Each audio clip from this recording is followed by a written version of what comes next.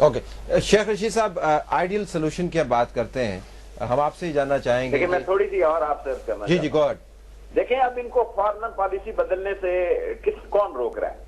آج بعض قائدین نے بیان دیا ہے کہ امریکن نے کہا کہ جناب یہ ججز کے مسئلے میں آپ کی سلائیڈیں چلتی نہیں ہیں، اور اس میں سمجھتا ہوں گورنمنٹ نے کافی بدنامی لی ہے اور غریب آدمی کو اتنا تنگ کیا ہے، اور غریب آدمی بدوائیں دے رہا ہے. یہ پیٹرول کی جو قیمت ایک ہفتے میں 2 دفعہ بڑھی ہے، لوگ چیخ پڑے ہیں، لیکن یہ کس کے لیے کی گئی ہے؟ اس حکومت کے لیے کی گئی ہے. اگر یہ سیاسی لوگ ہوتے، ان کو تھوڑی سی سمجھ ہوتی، تو یہ 8-10 دن اور چھوڑ دیتے کہ جی آئے گی حکومت اور کرے گی. یہ جو 100 بلین کا ان کو فرق پڑے گا بجٹ پہ، اور جو اتنی بڑی ایک بحرانی کیفیت ہے، اور لوگوں سے انہوں نے کمٹمنٹ کی ہے، اور اس کمٹمنٹ میں میں سمجھتا ہوں کہ غریب کی تو گردن کٹی ہے، لیکن آنے والی حکومت کو ایک کشن ملا ہے. لیکن بجائے اس کے کہ اس کو عجیب رنگ میں پیش کیا جا رہا ہے اور یہ کہا جا رہا ہے جی کہ یہ دیکھیں ابھی یہ دنیا کے جو معاملات ہیں، اب انہوں نے اپنی ذمہ داری سے یہ ثابت کرنا ہے. لوگوں نے ان سیاستدانوں کو فری ہینڈ دے دیا ہے کہ آپ اس ملک کے مسائل کو، آپ فائنینشیل ہوں، پولیٹیکل ہوں، گورننس کے ہوں، لیکن کیونکہ یہاں بعض سیاستدانوں کا مسئلہ حل تب ہوتا ہے جب یہاں پر ایک جج، میں سب ججوں کی بات نہیں کرتا، اس کی آمد سے ان کے ذمے جو مختلف معاملات ہیں ان کے حل نہیں ہوتے اس وقت تک. تو بسم اللہ کریں جی، دونوں پارٹیاں مل کے ججز کو لائیں. لوگوں سے انہوں نے وعدہ کیا ہے، اپنے وعدے نبھائیں.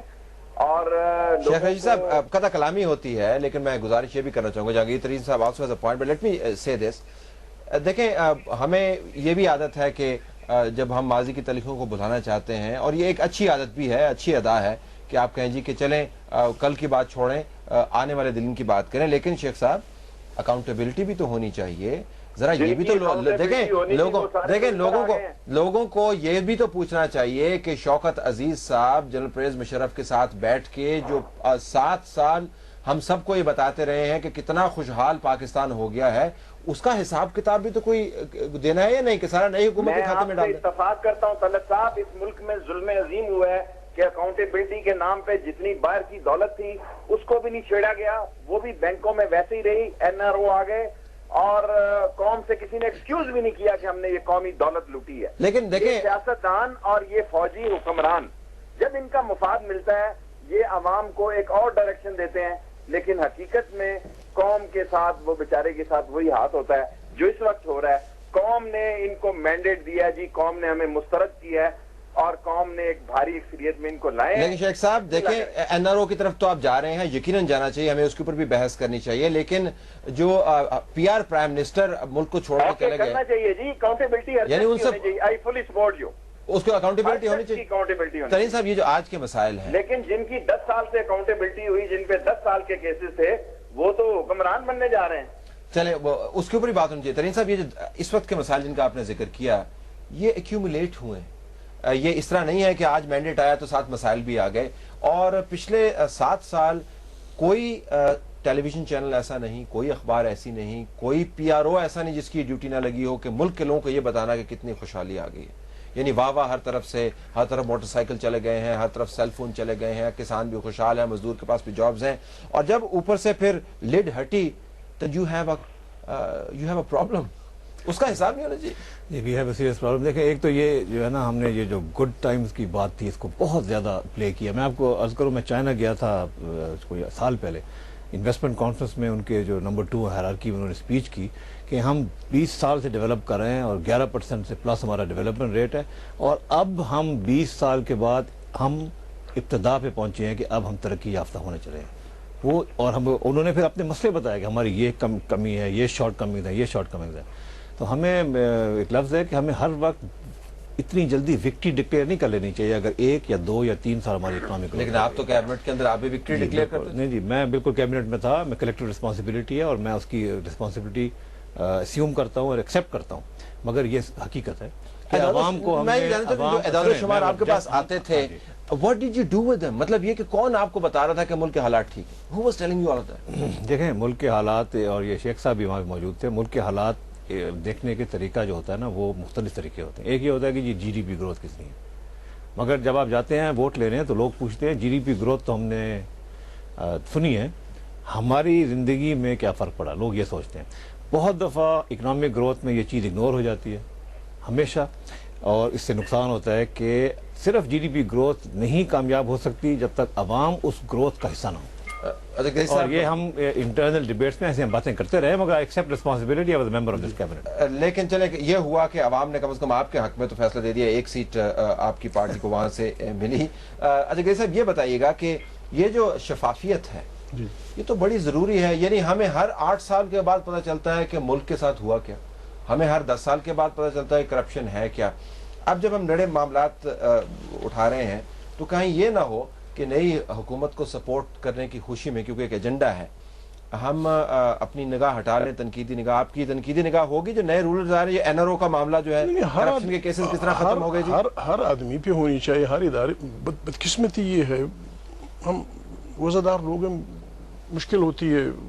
بات یہ ہے طلعت بھائی، میں بار بار یہاں کہہ چکا ہوں، یعنی آپ بہترین قسم کی چیزیں ڈیزائن کر سکتے ہیں، بہترین قسم کے ٹیکنیکل چیزیں آپ ان میں امینڈمنٹ کر سکتے ہیں، فلانا کر سکتے ہیں. لیکن ایک بات ہماری ایجنسیاں، ہماری فوج، ہماری بیوروکریسی یہ نہیں سمجھتی، you can't invent a leader.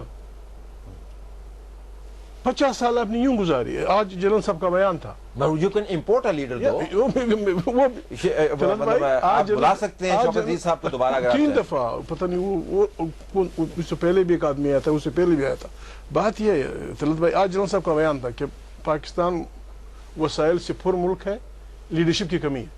بابا لیڈرشپ لوگ اب چھوڑتے ہی نہیں ہیں. آپ جنرل لیڈرشپ پھنپھنے دیتے ہی نہیں ہیں. آپ 2 نمبر کے لیڈر بناتے ہیں اینڈ یو کرپٹ اور سوسائٹی. آپ نے 2 نمبر کے لیڈر بنانے میں 30 سال سے ہماری سوسائٹی میں وہ کرپشن انجیکٹ کی ہے کہ اب ہر آدمی ہر چڑھتے سورج کا پجاری بن گیا ہے. کروڑوں اربوں کے اپنے قرضے معاف کیے، میرے بھی معاف ہوں گے، آپ کے بھی ہوں گے، آپ کے بھی ہوں گے. کروڑوں ارب، میرا کوئی نہیں ہوا، میرا بھی میں کبھی قرضہ نہیں کرتا، میرا بھی نہیں ہوا. ہم تینوں کا نہیں ہوا. میں نے سیدھے آپ کا نام دیا.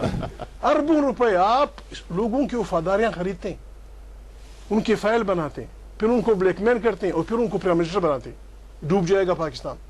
شیخ رشید صاحب ذرا پروگرام ختم ہوا جاتا ہے، اختتامی کلمات، جس طرح ابتدائی کلمات آپ سے، اختتامی کلمات آپ سے لینا چاہتے ہیں. یہ جو لیڈرز کو انوینٹ کرنے کی باتیں ہیں، یعنی پچھلے 5 سال ہم یہ بحث کرتے رہے کہ آپ کو لیڈران کی شکلیں پسند ہوں یا نہ ہوں، اگر ان کے پاس ووٹ ہیں تو آپ کو ان کو واپس لانا پڑے گا. وہ نہیں ہوا، ایک تجربہ کیا گیا، وہ فیل ہو گیا، لیکن وہ نظام ابھی بھی موجود ہے. آپ کے خیال میں نئی پارلیمنٹ کے آنے کے بعد اس نظام میں بھی تبدیلی آئے گی جو بیک اینڈ پہ موجود ہے، جو پس پردہ ہے؟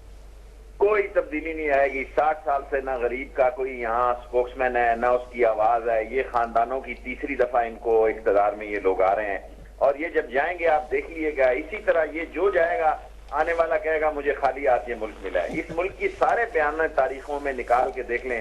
پچھلی دفعہ جب مجھ سے پہلے لوگ آئے انہوں نے کہا 200 ملین صرف یہاں، یہ 300 ملین تھا، تنخواہ دینے کے پیسے نہیں تھے. اور جب وہ گئے وہ کہہ کے گئے یا کہتے ہیں کہ 14 بلین ہے.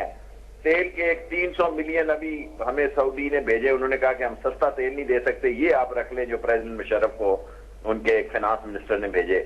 اب مسئلہ کیا ہے؟ مسئلہ یہ ہے کہ ان بڑے لوگوں کے منہ سے کوئی چیز گرتی ہے تو غریب آدمی کو ملتی ہے. یہ سرمایہ دارانہ نظام، یہ قیادت ہمیشہ تیاری کرے گی بلاول اور حسن نواز کی، یہ کبھی لیاری کے کسی غریب مسکین کی یا کسی ٹھیلے والے کی. یہ جو لوگ ہیں ان کے ایک اپنے ایجنڈے ہیں، یہ عوام کے مسائل سے ناشنا لوگ ہیں. شیخ صاحب اتنی اچھی بات کی، دیکھیں شیخ صاحب اتنی اچھی بات کی آپ نے، تو ان باتوں سے تو آپ کو الیکشن جیتنا چاہیے تھا. آپ تو عوام کے لوگ تھے، آپ کے خلاف لوگوں کی پسند دیکھیں، آپ کے خلاف کیوں ووٹ پڑ گیا؟ پھر لوگوں آب زمزم سے لوگ نہ آئے ہوئے تھے. ایک فضا تھی جب ہم الیکشن میں گئے، نہ آٹا تھا، نہ گھی تھا، نہ بجلی تھی، نہ پانی تھا، اور میرا حلقہ لال مسجد میں تھا. اس کے باوجود میں سمجھتا ہوں کہ شیخ صاحب آپ کا حلقہ لال مسجد میں کہاں سے آتا ہے؟ جی ساری پنڈی لال مسجد کے زیر اثر تھی جی. اچھا لیکن شیخ صاحب تمام باتوں کی ایک چیز آپ کے پاس تھی جو کسی کے پاس نہیں تھی، آپ کو الیکشن جیتنا چاہیے تھا، وہ تھے جنرل پرویز مشرف، پھر بھی آپ ہار گئے. یہ آپ اپنا تڑکا لگا رہے ہیں، عادت سے آپ مجبور ہیں. میرا مطلب آپ خوبصورتی سے مجھے گگلی کے لا رہے ہیں، میں اس کو بہت دور کور ڈرائیو پہ پھیر سکتا ہوں. یہ آپ یقین رکھیں کہ ہم انہی لوگوں میں سے اور انہی حلقوں میں سے تھے جو مارک کیے ہوئے تھے کہ یہ نہیں ہونے چاہیے. شیخ صاحب یہ گوگل نہیں تھی، یہ دوسرا تھا. Thank you very much for being with us. اشق صاحب آپ کا بہت شکریہ، رین صاحب آپ کا بہت شکریہ. ناظرین ہماری طرف سے آج صرف یہی کچھ، اجازت دیجیے، اللہ حافظ.